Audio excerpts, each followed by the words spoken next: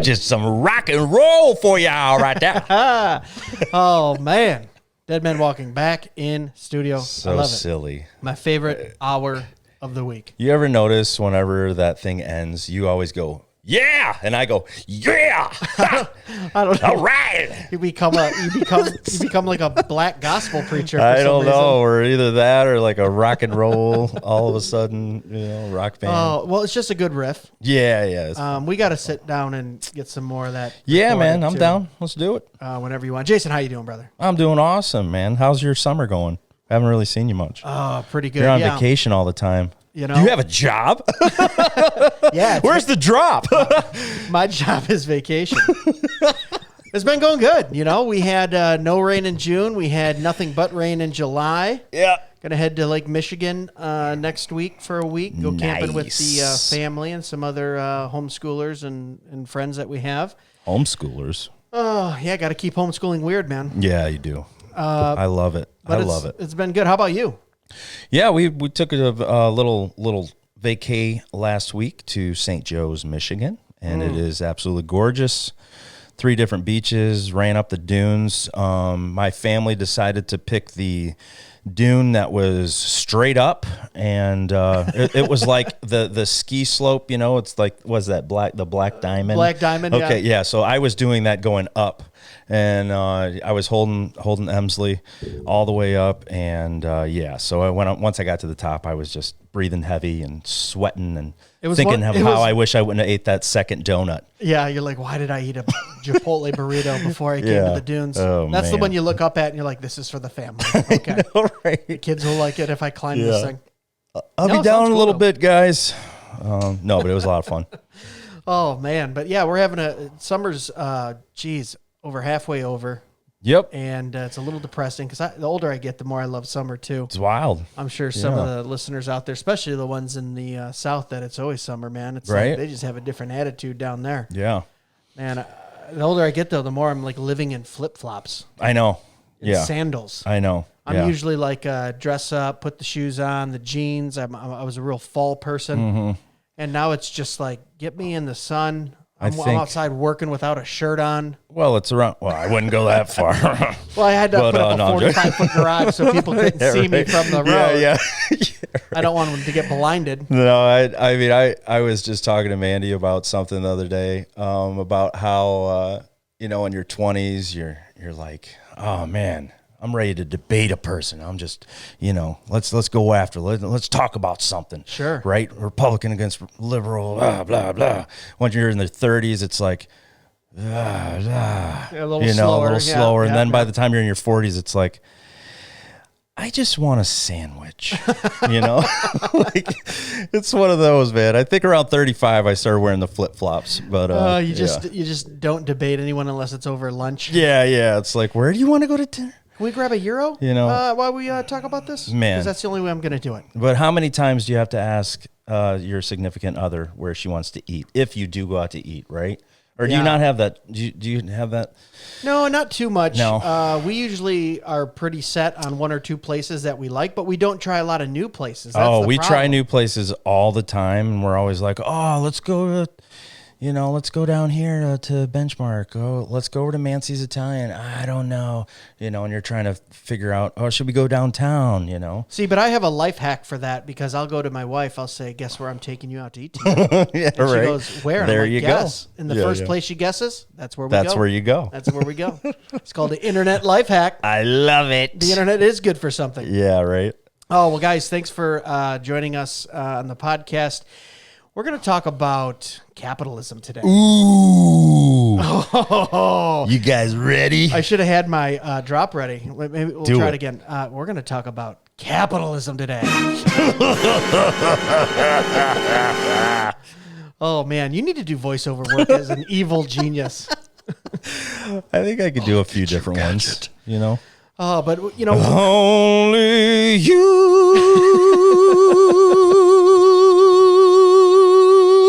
oh, my goodness. You got a set of lungs. Oh, I'm sorry. Man, I'm surprised you can still do that We're after smoking cigars. I know. Yeah. Just the joking. cigar life. Oh, man. But, we wanted to talk about it a little bit because everyone's talking about it. I feel like this whole generation over the last 5 years, a lot have been just looking at capitalism in a different light than previous generations, right? Yeah. Like I feel like our parents and our grandparents understood what it meant to be in a capitalist society. Yeah. But now we have the younger generation saying, we don't want capitalism. We want they want the socialism. They want the benefits communism. of capitalism, but they don't want the capitalism. And then just maybe reading some proof texts in the Bible. And, I never want to be that person that's like, Jesus was a libertarian. Jesus was a Democrat. Jesus was a Republican. Jesus was a capitalist. But it's like there are godly principles that define how the world works. Right. And there are some economic systems that actually, I don't want to say exploit those, but take advantage of those godly principles. Yeah. Right? Reaping what you sowing is a godly principle. What you put into the ground, that's what's going to grow. And we're going to get into some of that, but I think did we want to do a little newsy news? Yeah, let's do a quick little newsy news. What do you think? Yeah? Let's do this up. Now, I have not heard any of these subjects, so who knows? It's just one. Just one subject? Okay, let's talk about it. Here we go. News, the news, the newsy news, the news, the news, the news, and news. We got some news! And there it is, the Tom Askel's Askel favorite song. approved newsy news. And if you don't know what we're talking about, go listen to our Tom Askel episode or watch it on YouTube. So today I just wanted to give a couple factoids from our buddy from Blaze TV, who was on the podcast a little while ago. We saw him out at the rally in South Dakota. Mr. Steve Dace, if you are listening, we are using your proper Facebook messages. Your proper name? I called him the wrong name for the whole I episode. know, right? Well, to be honest, I just learned that it was Dace. Yeah. Okay. So anyway, here we go. The CDC just placed Israel on its level 3 travel advisory for COVID, which is its second highest alert. Israel is the second most vaccinated nation on Earth. Israel's the second most vaccinated? Is the second most vaccinated nation on Earth, but they are at the level 3 travel advisory for COVID. Which makes zero sense. I thought the vaccine gets rid of COVID. Exactly. No. And it's just, I don't know. The narrative is just breaking down. So breaking down, right? Yeah. So, and by the way, he posted that today. What is it, July? I don't know. When is this being pre-recorded? Is this July 27th? 6th? Yeah, we'll go with 27th. Okay. And here is the second newsy news from Mr. Steve Dace. This is from yesterday, but this is from July 25th. July 25th was the 12th consecutive day Sweden, a nation of 10.2 million, failed to record a single COVID death. Country has the lowest mask compliance in the EU and reports just 39% fully vaccinated. Wow. So herd immunity actually does work. Right. And they never shut down, did they? Right? No, they did not shut down. And then we just saw, I think Steve also posted a few days before that I read about a study done, I want to say by Embry Riddle. From Emory? Emory. Yeah. Yes, thank you. About how, people who have had COVID have a robust immune system for months after. Right. And this is a top 20 university in the world. So like you just said, Jason, the talking points, the narrative is really breaking down, and it's getting harder and harder for government officials, politicians, bureaucrats to cling to that false narrative that we're all going to die. We all have to mask up. We all have to lock inside. When in fact, some of the more fringe personalities of our culture were actually right. Using data. And just going, well, let's actual analyze truth. this, logically and with science and with all these tools that God has given us. And, I saw a meme a few days ago, and some guy he posted, no, not a meme. It was a tweet, and he said, "Honestly, conspiracy theories should just be called spoiler alerts." Because it was like, that's awesome. Conspiracy made in the Wuhan lab, and it was like, nope, and it's like conspiracy. You know, Fauci was paying them, funded them, and it's like, nope, that's true now. That's actually true. Conspiracy. It's like all these conspiracies that for the last year and a half, people have been, been made fun of and ridiculed, and now it's all coming true. Yeah. And it's like, I think one, spoiler alert, it's a conspiracy theory, but I think the word conspiracy theory is thrown around way too loosely, just like racist is. Exactly. Right? Yeah, exactly. If everyone is a conspiracy theorist, no one is. Right. If everyone is a racist, then no one is. No one. So it's kind of just crazy to me. Like you said, this is breaking down, and hopefully we don't try. I saw a few states here in the United States try to, I know California said, we've got 11 people that are sick. We want to, LA County, we got to go back into the mask. And it's like, it didn't really fly. Right. So I'm thinking people's common sense overall, the conscience that God has, given us is hopefully stronger than, these idiots at the top. Right. Well, an agenda. I also heard I think it was Ben Shapiro. Yeah. It might have been who it was, but he said that 6 out of 10 people are afraid to say what they think or believe. Wow. Yeah, there's a new study done.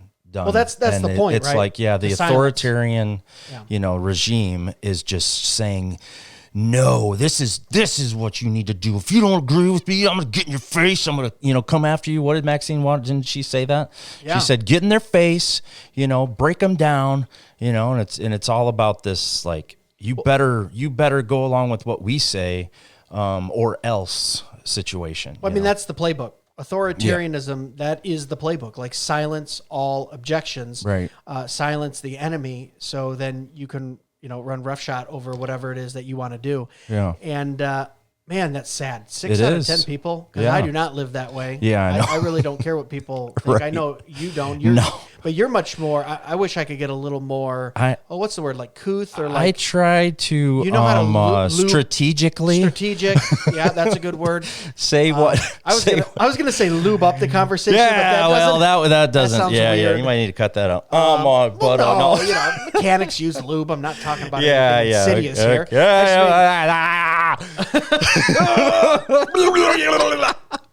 But no, right. But I think this goes along with what we were about to talk about with capitalism. I mean, we're definitely running into nice segue. Right. We're running into a generation that wants the benefits, like I said earlier, wants the benefits of capitalism, but does not want capitalism. And that, what we're about to talk about is possibly, could this be the one that breaks the camel's back? Could this be the one that people are like, I am not listening to these guys ever again? Well, listen, they love Jeff Bezos and every millionaire. Yes. And that's not what we're saying. Bunch of Dr. Evils, business-owning Dr. Evils on that podcast. Right. Well, if you're more of a liberal-leaning Christian or non-Christian and you're listening to this, we've already triggered you because we've said the word capitalism and Ben Shapiro. So, right. And authoritarianism. Which Ben Shapiro, the first ever Jewish Nazi. Did you know that? Serious? Yeah. He's been called a white supremacist Nazi. He is. As a Jewish person. He's ahead of his time. Interesting. He's ahead of his starting a new trend. Yeah. Oh, man. But, we're going to get in trouble for this. Yeah, that's fine. Okay. I don't care. We wanted to talk about it, but I also just want to, like I said, I'm not making a case for, I don't know if I'm going to, I want to necessarily make a case that capitalism is biblical, because there's lots of things wrong with capitalism too. Yeah. Because there's also there has to be safeguards in capitalism, because you can get to a point to where greed, treating your profitable of all employees wrong, and that's going to happen because we live in a fallen world. Yeah. Right. But I look over the landscape of all the different economic systems that I'm familiar with, whether it be communism, dictatorship, monarchy, socialism, and capitalism, and you look at the history of capitalism, and you see that capitalism has done more good and has lifted more people out of poverty in the history of this universe, in mankind, than any other economic system ever. Okay. Yeah. We actually, if you look at global statistics, you'll see that more people are being lifted out of poverty because of capitalism at a higher rate in the last 50 years than ever in the history of the world. Now, what does that mean? Well, that means people, because it's generational, the wealth is generational, I don't think people necessarily see it. If you talk to a 15-year-old or a 20-year-old right now, and they say, well, we're at the poverty line, right? Yeah. My family is at the poverty line, which I believe someone can fact check this, but I think if it's a single family parent household income of under 26,000 and it's like under 32,000 now is if you're dual income is considered poverty. But if you look at those people who are saying that, they own televisions, they own multiple cars, they own phones, they own tablets and phones. They're usually doing some type of extracurricular activity. They eat 3 meals a day, and that's our standard now for poverty. Right. Now go back 150 years in this country or somewhere else. Go back 200 years. Go back 500 years and see what the standard for poverty was. Right. So capitalism has actually lifted the standard of poverty to a point to where 50 years ago, or not even 50, 20 years ago, if you had a Blu-ray DVD player, you were pretty well off. Oh, yeah. Now guess what? You have a Blu-ray, essentially better Blu-ray DVD player in your phone. Do you remember you're at the poverty level? The CD player when it was like CD. $700 or something? Outrageous. But yeah, I was technically growing up at the poverty level, and we had the first. My father was in computer wholesaling. We had the first CD-ROM in our neighborhood. People didn't even know what it was. They go, "What is a CD-ROM?" That's back when you still put ROM on the end of it. Yeah. Because it was like random access memory. I don't know what it stood for, but and that was pretty funny living in a little 50-foot trailer, and I had a $900 awesome. CD-ROM drive. But my whole point is that capitalism has lifted people out of poverty to the point to where now the standard for what impoverished is much, much higher, right? And when we're talking about capitalism, I think we should define that too. That it's a mutually beneficial exchange for labor and goods. Right. Okay. That's free market and that's capitalism. And I'll probably be saying those words closely because free markets usually follow capitalism and capitalism usually follows free markets. Yep. Did you have an official definition? Yeah, I could read it. Yeah. What's the Webster's definition? An economic and political system in which a country's trade and industry are controlled by private owners for profit rather than by the state. Wow. Awesome. So my first thought there is, one, I love the freedom that capitalism allows you to have in personal choices. Yeah. And the Bible is full of people making personal choices. In fact, capitalism protects personal property rights. It protects workers' rights.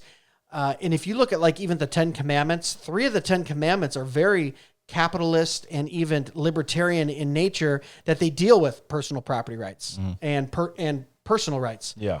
You shall not murder. I'm not allowed to go. Well, why not? I'm not allowed to go harm someone else, right? That's me and myself. That's my personal property. You shall not commit adultery. You can't take someone else's privacy. Tell them that God's gonna cut you down. You shall not steal. Ooh. If God was okay with the redistribution of wealth through an economic system, I don't think he would have made that commandment. You shall not steal from someone or a group. Yeah. And what people have to realize is, socialism and communism is a form of theft by force. If I come in and a government owns the means of work, which is socialism, or the government controls the work and the people and the personal property, which is communism, well then now how are you getting that personal property or that labor? You have to remember too, when a government demands that someone perform something for someone, right? You have to perform abortions for X, Y, or Z. Well, you're stealing their labor from them. And the Bible says you can't steal labor from people. Yeah. So it's still theft. Yeah. Right? And they do it with force. They do it with hey, we're going to send guns to your house. Right. And force you to do it by law. Everyone has to realize that when you're in a system to where a government body takes and redistributes, it's always at the end of a gun. And I know that sounds like harsh language, But it is, because eventually you don't pay your taxes. You're going to have police show up with guns, with a warrant, arrest you. If you are stealing from someone or you're not doing a government law, it eventually is always enforced with a gun and by force. Yeah. Right? And in capitalism, you have the freedom to make deals that are mutually beneficial to each person. And that's the thing that always throws me off whenever someone is saying, I'm not making enough somewhere. Well, you agreed to what you're getting paid from that employer when you show up the first day, or in your interview or whatever. And it's like, well, if you have a problem with what you're getting paid, your compensation, without bringing in every argument you could think of, go to your boss and talk to him about that and see if there's a way around that. I think with capitalism, we paint the CEOs that make millions, possibly billions of dollars, as just these people that are just money hungry and all this other stuff. And it's like, yeah, possibly, because evil is in the hearts of men, right? So, here we are, where people now are saying, I want to flip a burger and get paid $15 an hour. Well, guess what? There's people that, are educated that can't even find that $15 an hour job. And not to say that you can't be educated without going to college, without, whatever. You can still, make a great wage, obviously. But all I'm saying is $15 an hour to flip a burger, without it being like a fancy restaurant. We're talking about fast food.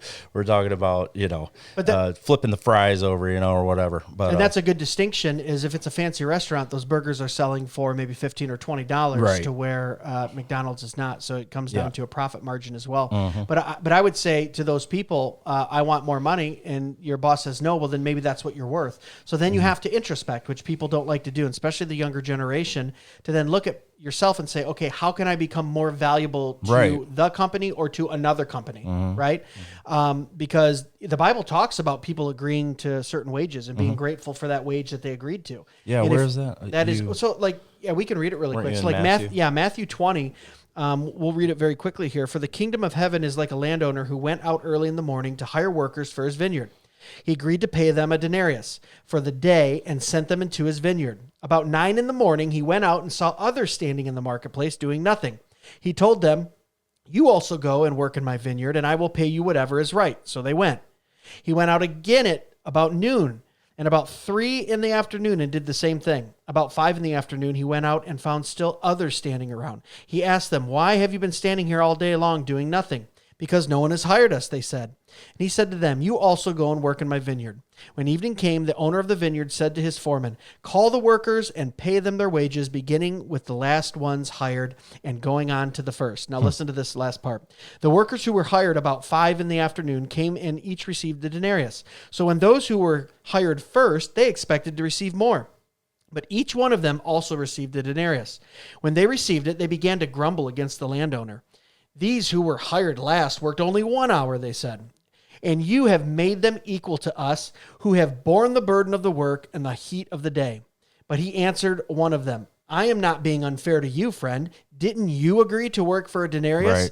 Take your pay and go. I want to give the one who has hired the last the same that I gave you. Don't I have the right to do what I want with my own money? Or are you envious because I am generous? Wow. That's awesome. And obviously it finishes with the famous Christianese verse that everyone knows is, so the last will be first and the first will be last. Right. And I think this is such a good representation of an economic system to where people are free to choose whether or not they want to work, and they're also free to choose a wage, right? When you go to a job and they say we're hiring at $20 an hour, well, you can choose to apply there and expect to make $20 an hour. And in turn, you're making a contract, whether verbal or written, that you are going to produce $20 an hour worth of value to that company. Or guess what? They're probably going to lay you off, fire you, get rid of you when they don't need you. I always told my sales staff, if you're getting paid $20 an hour, do $25 an hour worth of work and you'll never be fired. Right. Because that just makes good business sense for the business owner. But unfortunately, even within the church, a lot of workers now are very ungrateful towards businesses that provide them a wage. Right. I saw it all the time in Fortune 500 companies. Oh, we hate this company. They're evil. They're this. And I'm going, you're making $85,000 a year as a salesperson in the mid 2000s with full benefits. Like, be grateful. Right. Exactly. Which the Lord commands us to be grateful in all things. Right. And I mean, I did work at Ford, and I was in a union. And again, I mean, the union does fight for you, and it's one of those situations where it's like some people are just like, man, I'm just happy to be in here. I have benefits, and then you kind of have the split down the middle where some are just saying, they're a $1 billion company and I'm only making, so much money. But again, my first argument that I just said and what Greg just read, I mean, this is, you agreed to a certain wage, and it's not to say that you don't have, your union can't try to, make things happen. And yet, I know everyone has this straw man that they're thinking of right now, right? What's that? This just like, well, but they're doing backdoor deals and they're doing this and and it's like, no, just try to stay on course with the capitalism conversation, right? Well, that's always going to happen in a fallen world. Right. How much worse is that going to be under socialism or communism as well? Yeah, exactly. Yeah, exactly. That's true. I would say it's like we're not, like we said, we're not sitting here and I want to defend capitalism and say it's 100% perfect. There's crony capitalism, which I hate. Yeah. Corporations getting in bed with government to make laws that benefit them. Mm-hmm. That is not true free market. Right. The best way I can explain a true free market would be, there's a guy and he's standing in his yard and he needs a hole dug for an apple tree that he's going to plant. And he's got $20 in his pocket. And he goes, man, I really don't feel like digging that hole, right? Mm-hmm. There's a guy walking by and he goes, what are you doing? And he says, well, I need a hole dug. The guy goes, yeah, how much would you pay someone to dig it? He goes, $20. It'll probably take an hour. The guy goes, yeah, I'll dig it for you. Guy hands him $20. He starts digging the hole. What just happened there was that the man that had needed the hole dug needed the hole worse than he needed the $20. And the man who walked by needed the $20 worse than he needed his hour of labor. Yeah. Okay? Yeah. That's a mutually beneficial free exchange of labor and money. Yeah. That's a free market. That's what capitalism tries to induce. Yeah. Because when everyone is free to make a mutually beneficial exchange like that, not only do you get the most profit in the end, but you get the most productivity, you get the most efficiency, and you usually get the most innovation. Yeah. Okay? Yeah. Because I love it when you have the younger generation tweeting from their $1,000 smartphone about the qualms of capitalism. Yeah, it's like, yeah, exactly. Well, put down your designer phone, your tablet, your phone, build something. Your safe car that you drive. It's just ridiculous that we can grass is greener, right? We long for something that we think is better when in fact we have a global history of socialism and communism that has just murdered millions of people and destroyed countries. Yeah. And we go, oh no, we want that because there's free stuff. Well, I mean, free stuff does have a very strong draw. You're right. Right? Yeah. Proverbs says as much. Like the sluggard can barely roll over in his bed to eat in the morning. Yeah, to lift his arm up, lift his hand back up from the bowl. Because he's so used to, being given things. And, when I read the Bible, when I go to like Proverbs 31 and every Christian believer who's a male here who is not married yet wants a Proverbs 31 wife, right? It's a cliche, but that's what we look for. Proverbs 31 says this, verses 16 through 18. She considers a field and buys it. Okay. First of all, she's smart. She's buying private property. She's smart. She's investing with the fruit of her hands. Oh, work ethic, right? She's working that property that she owns. She plants a vineyard. So she's creating a product. She dresses herself with strength and makes her arms strong, not afraid to roll up the sleeves and do a little work. This goes for men and women. She perceives that her merchandise is profitable. Oh, the P word. Wow. That's the new P word that no one likes too. Profit, like it's a bad thing, which we can talk about that. And her lamp does not go out at night. So what does that mean? Her lamp doesn't go. She's working long hours. Yeah. She's got a product. She's making sure it's profitable. That sounds like a business owner to me. Exactly. That sounds like a capitalist. Yeah. So here we have the most wise man in the Bible, Solomon, talking about what a wise woman looks like. And he's basically describing free markets and capitalism. Yeah. A small business owner. Yeah. And so when I look at verses like that, once again, I'm not saying capitalism is strictly Christian or Christianity strictly has to be capitalism, but capitalism employs so many principles and characteristics, biblical principles of God, that it's almost hard not to lean that way if you're a believer and understand why it works so well in this world. Yeah. You know, if your engine runs on WD-40 and you put in a different weight and it doesn't run as well, well then what did you expect? Right. This world was created by God with certain principles, and when you have a certain economic system that like I said takes advantage of those, well then you're going to be prosperous. Yeah.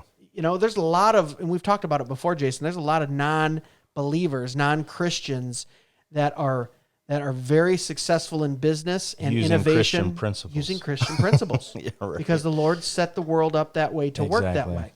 You know, hard work and trying to fulfill people's needs through business and rolling up your sleeves and working late and buying something that is profitable. These are all godly principles, right? And this is something that socialism and communism just simply can't do. Yeah, because man has fallen.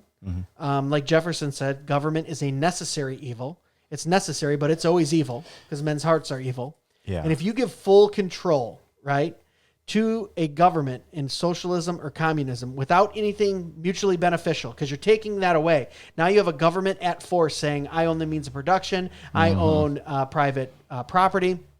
What is the government's incentive for it to be mutually beneficial? Right. Unless they lock every single person up, then they would go, oh man, we got to stop locking people up so we actually have some workers. Yeah. There isn't any. I mean, have you ever noticed a Secretary of State or a DMV? They don't care how long it takes. They're not tracking their call times. They're not following up with a survey. What are you going to do? Go to the competition? The government has no competition. It's forced. Right. Hey, you have to pay $250 a year to put license plates on your vehicle or go to prison. Yeah. That's not mutually beneficial. That is a threat with force. Do it or you're in prison. That's literally what will happen in Michigan if you don't pay registration. They will take you to jail. Right. Yeah. So going back to what you were just talking about with just the you kind of alluded back to the pay. I'm all over pay the place, gap. man. Yeah, you're going. No, this is great. This is awesome. I love this because I know how much you've studied this and read up on it. And I'm just trying to keep up here. But yeah, man, I think that there's a disconnect whenever we start talking about meeting in the middle as the CEO and the guy scrubbing the toilets or whatever the lowest job is. Whatever. So anyway, I've been there. I've done that. Sure. I have definitely done that at companies. But anyway, I mean this whole idea of the CEO and the person at the bottom making the same amount. Well, I think one thing that I start to think about is you don't know what it took the CEO to build that company. You don't know what the CEO does every day. Someone doesn't know where his money actually goes. And no, I'm not fighting for Jeff Bezos right now. I'm not fighting for the millionaire. I'm just saying. Very quickly, though, Jeff Bezos worked 60 plus hours a week and out of a garage for almost 20 years before he became the Jeff Bezos you know now. Exactly. So let's not act like someone just gave him $148 billion. Right. He was working hard to get there, right? And I mean, and I might be on the cusp of this argument.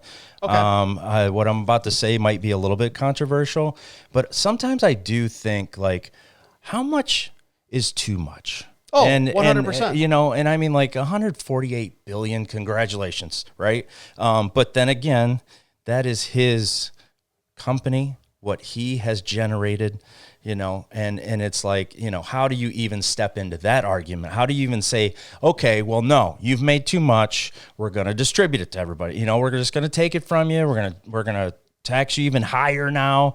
You're not going to get away with this. And it's like, well, I haven't done anything except been successful. So, what are we, why am I even having to argue this point? Right? No, absolutely. And yeah, of course, you can get to a point where you're obsessed with money. The Bible talks about the love of money, right? Proverbs talks about seeking material things and then covetousness. And what good is it for a man to own the world and give up his soul? Like these things are real. But here's the thing you'll see too. A lot of these guys that have, gobs of money, right? Billionaires. Why do you always see them going into philanthropy? And giving away money, because they realize that there is no true happiness in money. Right. And I hear people go, "Oh, people who say money can't buy you happiness has never had money." The point is, whatever is internally wrong with you in your own depravity will not be fixed by material goods, money, or power. Right. It can only be fixed by one thing, and that is the saving blood of Jesus Christ. You want to change the way that billionaires and CEOs use their money, preach the gospel to them. Yeah. Have a biblical worldview. Yeah.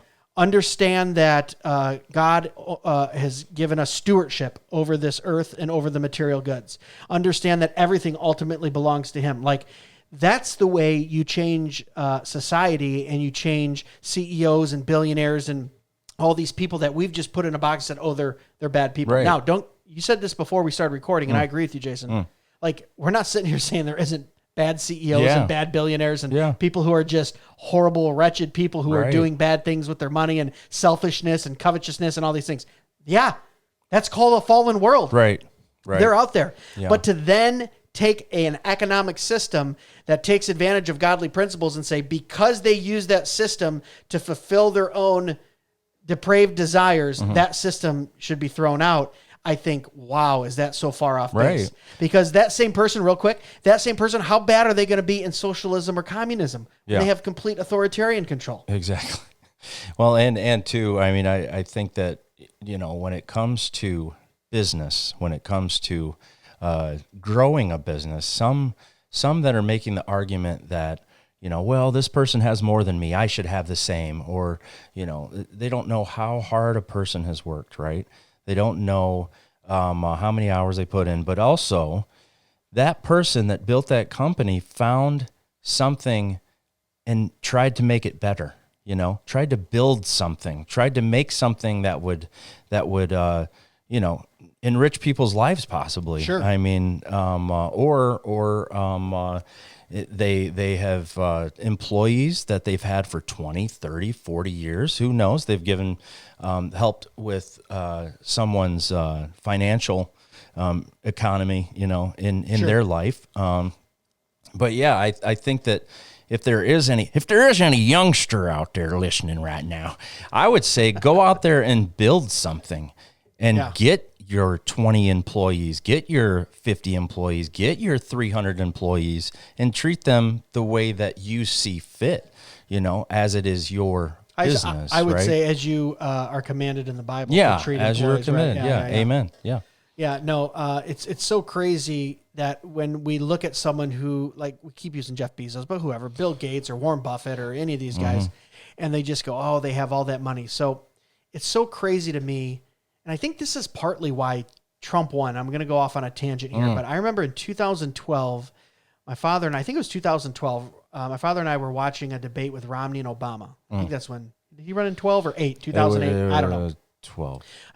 Either way. It was 12. He was getting hammered by Obama for being worth $250 million. And he was like kowtowing. He's like, well, he was apologizing for having $250 million, right? And my father looked over at me and he goes, you know what? You just need to have a candidate that comes out there and goes, yeah, I'm worth a lot of money because I work really hard and I've created trillions of dollars of wealth for all my workers. And they have jobs and they make house payments and they make car payments. And I'm not ashamed to be wealthy at all. And lo and behold, a few years later, here comes Trump and he basically did that. Said that.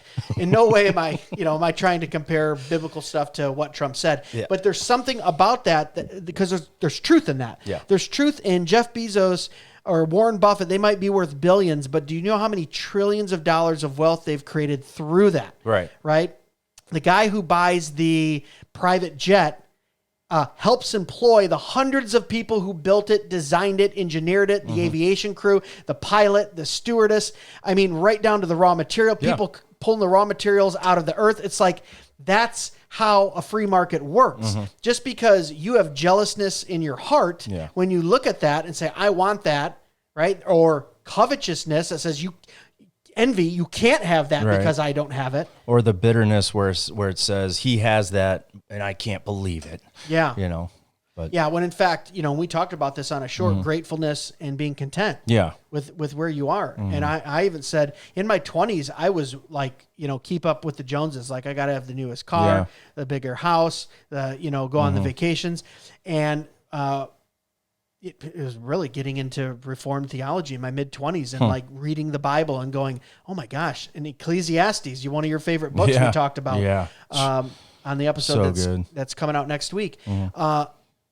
Does it really matter? Right. What good is it to have all those things? Right. It doesn't bring true happiness unless your heart is changed, unless the Lord, takes out your heart of stone and replace it with a heart of flesh.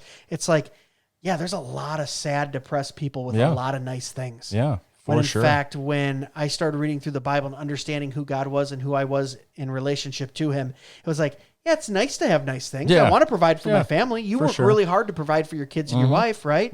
I mean, you did something last year that most people do not have the stones to do. Can I say stones?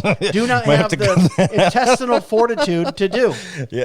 I'll just say it. I studied. You studied. You looked. Yep. You weighed out the pros and cons. You didn't just look before you leaped. You were like, I'm thinking about this. I'm praying about this. Talking to my wife. All right, I'm gonna make the jump. I'm making really good money at at Ford. I've been there a while. I got all this stuff, and I'm gonna go start my own business because I feel like there's flexibility there. There's freedom there. I think if I'm diligent about this, which you are, it's funny because I always text you at like 11:30 at night or like midnight when I'm still up thinking about podcast stuff and you don't answer because you get up at 4 a.m.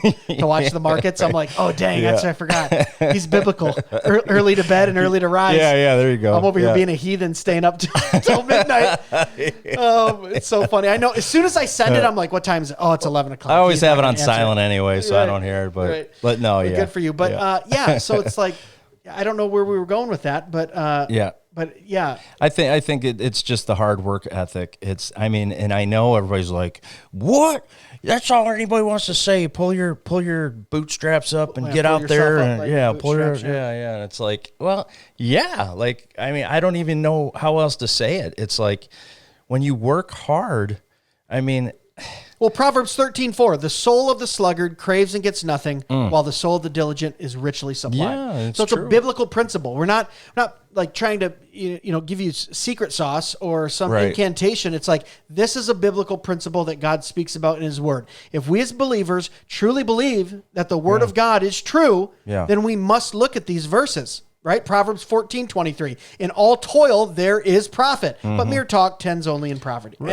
Only in poverty. Think about how much you had to study to be a great real estate agent, or meet with people, or network, or whatever it is. You have to know how to do those contracts before you even show up in my house, like you did last November. I asked you questions, and you were like, blah blah blah. Like you answered them every point the way that it needed to be answered, but you were professional about it because you had worked hard and studied your craft. This isn't just something that you're just doing on the side or you just jump into and all of a sudden everything's just great. It's the same with the market. Like, you can't just throw your money at a ticker like Ford or something and be like, oh man, well, I'm just going to throw it in there and read a Reddit theme. Right. Yeah, exactly. Post. Yeah. Like, throw your money in AMC. That definitely helped a lot of people. And then, no, this is not financial advice whatsoever to anyone, but full disclosure, we are not advising you on what stocks to buy. Nothing, but anyway, it's hard work. It's being diligent, and So to kind of wrap this up, Yeah. So capitalism, I think, and the best economic system we've found so far that employs the most godly principles. Would that be a good summation? Yeah. Free markets, same thing. Without straw manning. Without all the straw man. Yeah. So when I look at capitalism and free markets, I see many biblical principles that are employed there. Is there room for improvement on any economic system? Yeah. We're like, I keep saying it. We're in a fallen world with people who are greedy, and men want power, and everyone wants to be in charge and do their own thing. But at the end of the day, we have to live our life by the laws and precepts of God and the principles that he has created in this world. And I find capitalism to be one of the closest ways to do that when done correctly. Right. And you reap the blessings of that, whether you own a business or not, whether you are diligent at your work for a certain wage that you agreed to and then get promoted or get a wage increase or get a better job. Those are all, that's the common grace of God when his principles work in your life and you benefit from those. Yep. Yeah. Amen. You got anything else? No. All right. As we close up here too, I want to do something a little different here. So we've been getting some updates on, or some reviews on Apple, and I wanted to read a few, and I wanted to get your reaction. So, So I didn't know about Newsy News. You didn't know about this. So we're both surprising each other. So guys, if you want to leave us a review too, you can do it anywhere you get your podcast. Probably the most popular place people listen to our podcast is on Apple, but we're on Google and Pandora, and heck, you can talk to Alexa if you want in your home, and she'll start playing Dead Men Walking. But and it helps a lot with the algorithms. It does help with the algorithms to leave us a review. So if you do like the podcast, please reach out and leave us a quick review. Let's see. This podcast has it all. Tell me what you think. Yeah. True or false? This podcast has it all. 5 stars. It's just what you're looking for, from theology to hot topic politics. Love it. Subscribe. You won't be disappointed. Nice. How much did you pay Mandy to write that? Yeah. Seriously. I think she might have said, no, I'm joking. This is a nice one here too. Such a great duo. I like that word. Hey, duo. There we go. The dynamic duo.